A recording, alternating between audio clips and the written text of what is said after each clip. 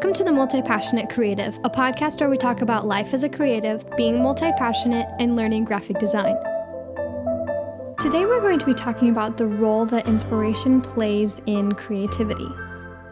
Up until a couple of years ago, I always thought that creative people just had all these amazing ideas buzzing around in their heads all the time, and that anything that they made or created or came up with was just original content that just came from their head without any outside inspiration or contribution. But that is not true. Even the greatest creatives out there rely on inspiration. And inspiration can come from a lot of different places. It can come through other people in the form of thoughts or ideas or other people's work, or it can come from your surroundings. Once I realized that inspiration was a big part of creativity, that made it a lot easier for me to be creative, because then all the ideas didn't have to come straight from my head and they didn't have to be something that I thought up entirely. I could draw inspiration from other people and get ideas from other people and then make it my own and apply it to whatever I was working on. And the idea of gathering inspiration is actually part of step 1 of the creative process, which is the research step.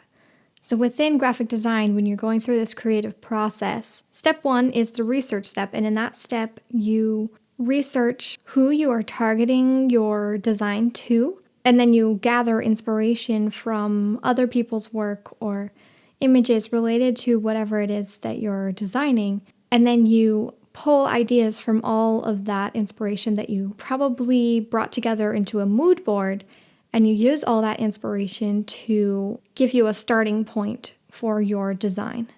And when you get outside inspiration, you invite ideas into your mind that you probably wouldn't have thought of on your own. So it expands your thinking and allows you to consider different design styles or color schemes or typeface pairings than you would have thought of before. Now, inspiration is not singular to graphic design. If you're an author or a painter or a musician or anything else creative, inspiration can still play a big role in your creative process. For example, if you're an author, if you read other books from authors within your same genre or field, then you will get ideas for writing styles and formats that you can apply to your own book.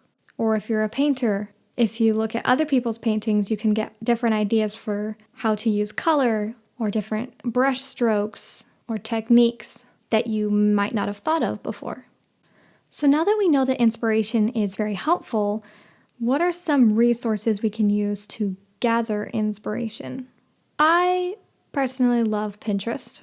You can get all kinds of ideas for all kinds of different things, and it's just really fun to see all the different things that people are creating. For example, when I was in the process of designing my podcast cover art, I got on Pinterest and browsed through a lot of different podcast cover artworks and decided which design elements I liked and which styles I didn't like, and it was really helpful to not have to just pull from my own instinctual creativity.